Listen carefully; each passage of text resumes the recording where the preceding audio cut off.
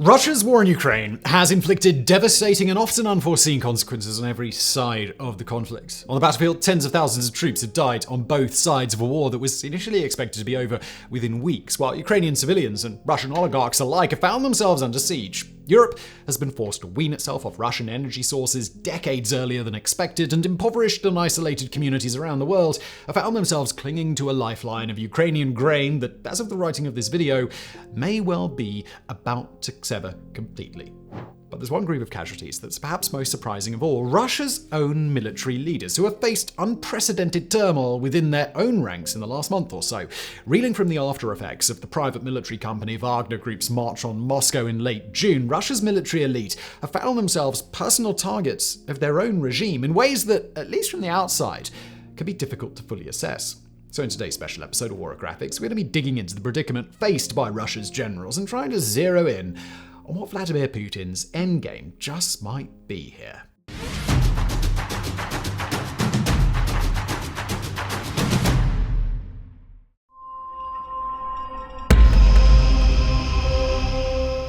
On July the 10th, 2023, a Russian draft officer and former submarine commander named Stanislav Rozhitsky was shot by a gunman during his morning run in a local part of the city of Krasnodar in southern Russia. Although such a brazen attack almost certainly would have been difficult to pull off, it's since come out that Rozhitsky logged his daily runs, including their route, on a social media app called Strava. It was a misstep so obvious that an account bearing the name of Ukraine's head of national intelligence liked one of his posted runs in the hours after his death, before the world even realized that the submarine captain's Strava account existed. But it was also the culmination of a months-long effort to track him down after his address, picture, and personal information had appeared alongside hundreds of others on a Ukrainian website called Myrotvorets, or Peacemaker. It's a well-established blacklist, one that lists known or suspected perpetrators of war crimes during the Russian invasion. It was one of only a few targeted assassinations inside Russia that are believed to have been carried out by Ukraine, and the first against a high-ranking military officer. Journalist Darya Dugin, daughter of Russian ideologue Alexander Dugin, and war blogger Vladlen Tatarsky have died under similarly suspicious circumstances, but by and large, Russia's military class has found itself immune from reprisal within their home country.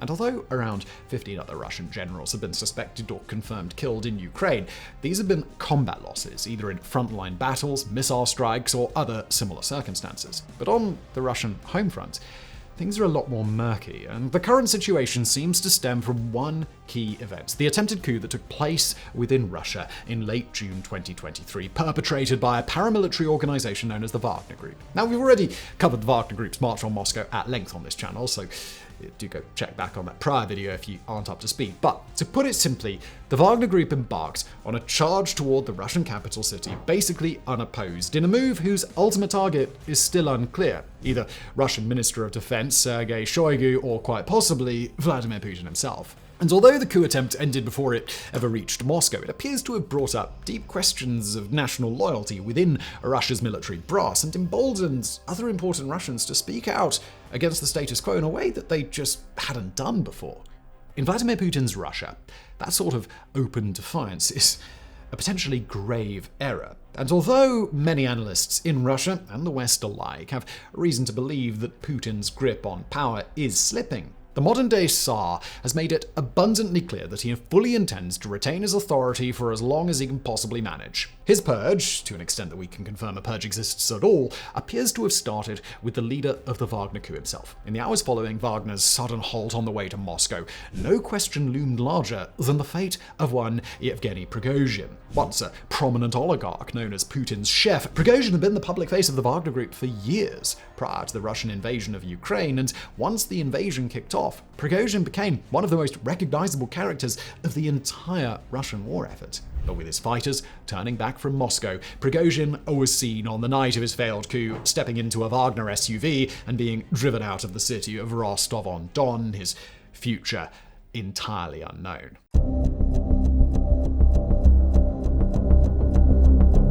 In the days following the coup, British intelligence officials revealed that the families of Prigozhin and his top associates may have been used as leverage in forcing Wagner's column to turn back. So too did they reveal that the Wagner Group's military column may have been significantly smaller than initially believed, about 8,000 fighters rather than the 25,000 that Prigozhin had claimed. But what Western intelligence either didn't know, or chose to reveal, was the whereabouts of Prigozhin himself. An audio message purportedly recorded by the Wagner leader raised more questions than answers around whether such a message might have been coerced, or whether, in a world dealing with better and better AI deepfake technology, the recording may have been just fabricated entirely. But that's all a fraction of the weirdness that's come since then. First, Prigozhin was supposed to end up in Russia's neighbor and ally, Belarus, but was instead reported on by Russian media as having shown up at his business offices in the Russian city of St. Petersburg. Then, news broke that not just Prigozhin, but his senior lieutenants had met with Vladimir Putin personally in a meeting that, as far as everybody can tell, everyone left alive. Shortly afterward, photographs emerged from a purported Russian raid on Prigozhin's mansion, also in St. Petersburg, showing Prigozhin wearing a variety of odd disguises, including long beards and stick-on moustaches. And you might at this point be thinking, surely we're making this up, but we aren't. No. And just days later, as Vladimir Putin took to Russian state media and proclaimed that the Wagner Group had never existed as a legal entity within Russia at all, another image began to circulate of Prigozhin sitting in a tent in little more than his underwear. At the same time, Prigozhin's so-called internet research agency, basically a troll factory working on social media and news websites, appears to have come under control of Russian authorities and now works to actively flood Russian social media platforms with criticisms of their former boss. Even amidst what appears to be Russia's attempts to discredit Prigozhin, or perhaps portray him as an eccentric, we've got to actually stress that we don't know whether any of these appearances or statements are legitimate. His travels to St. Petersburg are catalogued in reports issued by Russian state media. It's exceedingly difficult to determine when any pictures of Prigozhin were taken, even by examining metadata, and although the movements of his personal jet are easier to confirm, there's no real way to verify his presence on board. And of course, this doesn't even broach the subject of the incongruence between these apparent attempts to tarnish Prigozhin's image and the clear and starkly contrasting implications that would come from him traveling around Russia as a free man, or even having face-to-face meetings with Putin himself. But one thing that's substantially more conclusive is a video that circulated on Russian Telegram channels on July 19th of this year, in which a shadowy figure, believed to be Prigozhin, is depicted in a Wagner camp in Belarus. Although the video is shot in low light with little visible of Prigozhin except his silhouette, the combination of his profile, his voice, his mannerisms, and his surroundings, recognizable for military analysts familiar with the camp, would suggest that Prigozhin is indeed the man featured in the video. During the clip, Prigozhin denounces the situation on Russia's front lines in Ukraine, but says nothing against his longtime enemies, Defense Minister Sergei Shoigu or General Valery Gerasimov. Just as important as what he doesn't say is what he does. That the Wagner Group will pivot towards strengthening its long-time operations in Africa and elsewhere while avoiding Ukraine. Perhaps that will be Prigozhin's place now, an exile leading an army of exiles. Although we can't quite confirm outright whether he was depicted in the video, it appears more than likely not. And during the video, he also appeared to resolve questions about another disappeared Russian military leader, Dmitry Utkin. While Prigozhin is the face of the Wagner Group, it's long been Dmitry Utkin who runs the group behind the scenes. It's even named after his personal call sign, Wagner. As a military leader, Utkin stays almost completely out of the spotlight, due in part to some aspects of his appearance, including Nazi tattoos across his body that make him a somewhat less palatable option to represent Wagner. Before July the 19th, Utkin hadn't even made a public appearance within the last several years, but the aftermath of Wagner's coup attempt appears to have brought him, however briefly, back into the light.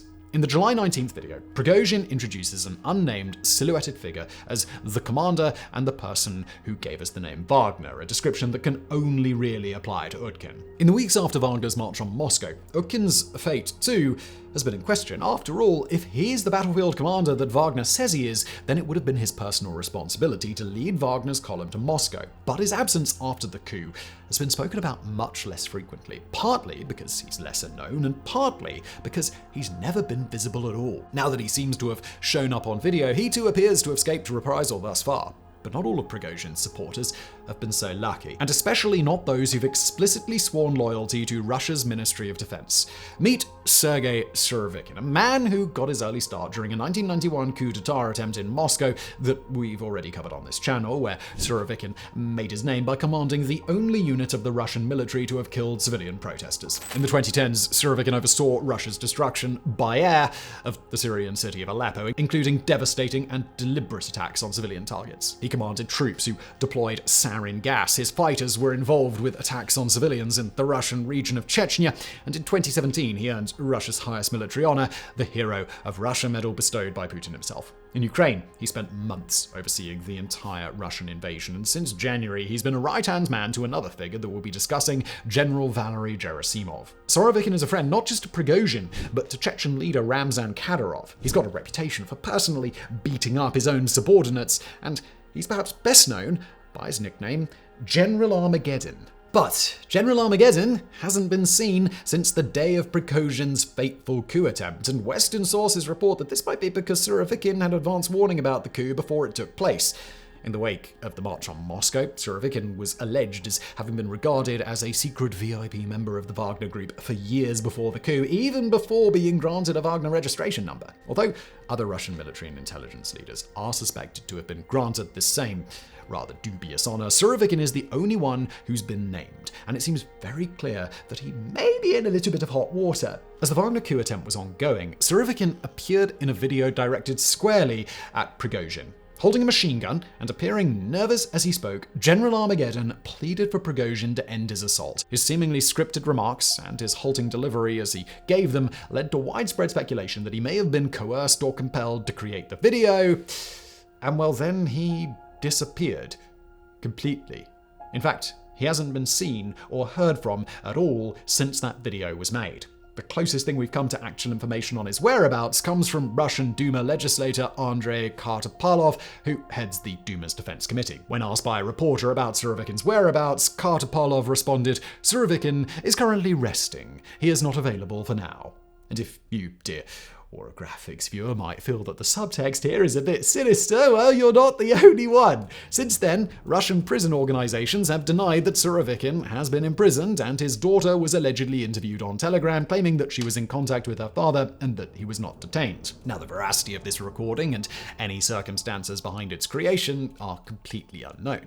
Unless Surovikin pops up between the time this video is recorded and when it's released, there's no evidence to suggest that he's survived at all. If he has, he may very well be detained indefinitely. This is the sort of thing that's not unheard of for Russian dissenters. But in the case of a general who's committed some of the worst atrocities of the modern era and been thanked for his work by Vladimir Putin, his disappearance is a statement of exceptional magnitude. If that same Vladimir Putin is now willing to make an example of him, probably in order to tamp down on dissent overall, then the underlying message is unmistakable. Nobody betrays Putin and gets away with it. And Surovikin isn't the only former Putin ally to have been punished after the coup. See the case of Major General Ivan Popov, commander of the 58th Army in Ukraine's Zaporizhia region. Popov is an anomaly among Russian generals, partly because of his unusual levels of closeness with the troops and a relative unwillingness to pay for his battlefield results with Russian lives. After Prigozhin's coup attempt,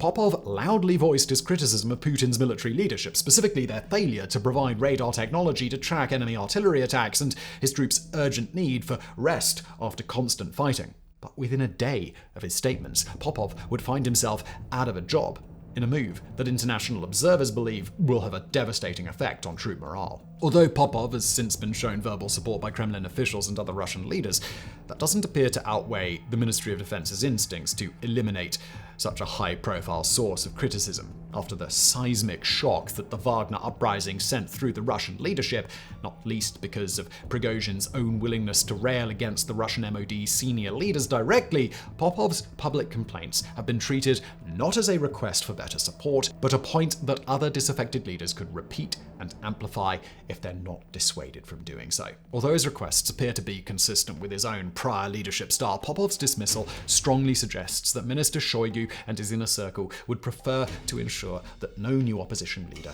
comes around who can give voice to the same frustrations that Prigozhin could. But there's still one more general that we've got to discuss, and lest you think that our entire story here is a purge done by Putin's highest-ranking officials, because one of them appears to have been caught up in the mess as well. That would be Valery Gerasimov, commander of Russia's war in Ukraine, close ally of Defense Minister Sergei Shoigu, mortal enemy of Prigozhin, and one of the 3 men in Russia with the ability to launch the country's nuclear arsenal. As the man in charge of operations on the ground in Ukraine, Gerasimov has been a lightning rod for criticism by Prigozhin, and also from leaders like Ivan Popov, other high-ranking Russian military figures, and the country's many military bloggers. During Wagner's march to Moscow, one of the group's most major demands was that Gerasimov be personally delivered to them, and while that wasn't confirmed to have happened, Gerasimov went weeks after Wagner's coup attempt without being seen once. Now, we don't want to play coy here. Gerasimov did resurface on July the 10th when the Russian Defense Ministry released a video in which Gerasimov received a report about identification of places where Ukraine's missiles are stored. But critically, this was well over 2 weeks since the Wagner coup had ended. 2 weeks in which, for all the world knew, Gerasimov may have lost his job or even his life. On the one hand, Prigozhin's accusations that Gerasimov had fed Vladimir Putin false information about wartime successes was damning on its own. But on the other, there is a very real possibility that a person like Gerasimov, who's pissing off such powerful Russians that Putin now has to deal with coup attempts, simply isn't worth the trouble of keeping around. Or, considering the still murky terms of the deal that saw Wagner end their attack, there was a non-zero chance that Gerasimov had been handed over to Wagner as requested, a massive bargaining chip that Putin might have traded in exchange for a quick end to the mutiny. And we've got to emphasize those points here, because the simple fact that Gerasimov had shown up alive doesn't mean that any of those scenarios are ruled out. All we know is he's not dead. According to pro-Russian military bloggers, Gerasimov may be maintaining his position just as a formality, with the new leader, Colonel General Mikhail Teplinsky, actually running things behind the scenes. And what happened to Gerasimov during those more than 2 weeks that he was away, we simply don't know.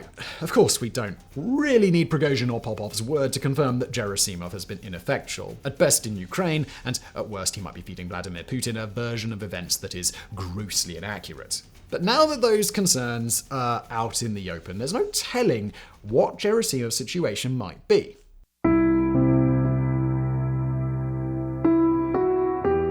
With all these shakeups within the Russian elite, the country's war effort in Ukraine is fundamentally different today from what it was just a couple of months ago. The head of Russia's private army has suffered a major loss of power and prestige, but has been allowed to live. So has the man who actually leads Wagner's operations on the ground and quite possibly drove his own tank directly toward Moscow. But 2 other Russian generals haven't been so lucky. Surovikin, who appeared to work with Wagner from inside the formal military, and Popov, who became a voice for the same dissent Prigozhin encouraged even after Prigozhin was taken out of the picture. And finally, there's Valery Gerasimov, who, depending on who you ask, might be responsible for this whole breakdown in the first place. After all, when Prigozhin, Popov, and presumably Surovikin all break their silence because Gerasimov is simply too ineffectual a leader to tolerate, it's difficult to punish the people pointing out the problem without fixing the problem itself. Russian Telegram newsfeed Rybar has suggested that all of these generals on every side of their internal disputes have been caught up in a purge. In Rybar's words, the armed rebellion of PMC Wagner became the reason for large-scale purges in the ranks of the Russian Federation Armed Forces and a crash test of the Ministry for Loyalty.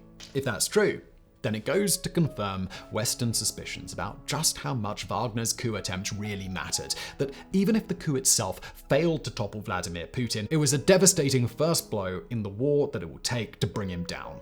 With dissent growing louder and louder among the Russian elite, and with their arguments now taking place in the open before the Russian people, it seems entirely likely that Putin and his inner circle are redoubling their efforts to cling to power. At the same time, it goes to show just how much power Yevgeny Prigozhin and his Wagner Group may still hold in Moscow. After all, Prigozhin and his military leader Utkin led a direct charge on the Russian capital, and whether Putin was the target or not, Prigozhin's actions disrupted his authority in a way Putin would never have tolerated in years past.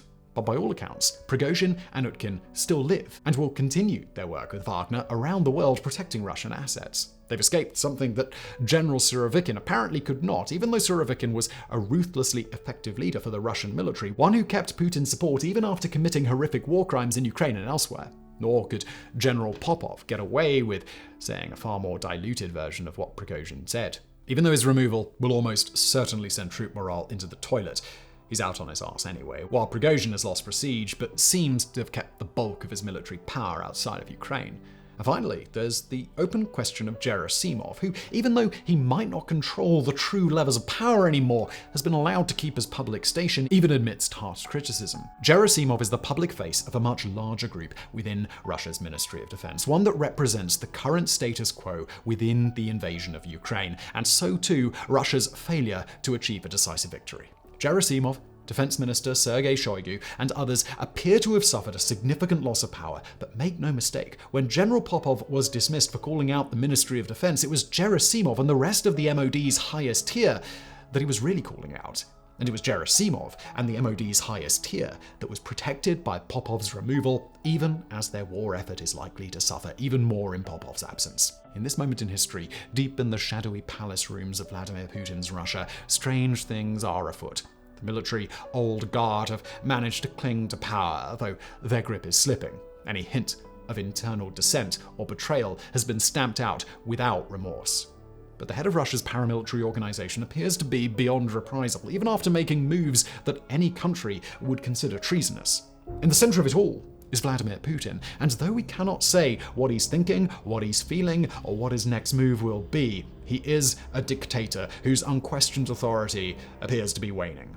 Putin must appease his generals, or else he will lose the war effort. He must appease Prigozhin, or he will lose the valuable global assets that the Wagner Group watches over. And he must maintain this delicate balance while his generals and Prigozhin both appear to be moving against each other's power bases. And at the same time, while Putin must maintain some semblance of balance for the oligarch class that keeps the Russian state on its feet. It is an incredibly difficult dance to be doing, and Putin had to get more and more precise with it for months. How long can he keep that up? Well, we just don't know. But as more and more of Russia's elite is thrown into turmoil, it becomes more and more obvious that Vladimir Putin's grip eventually will fail.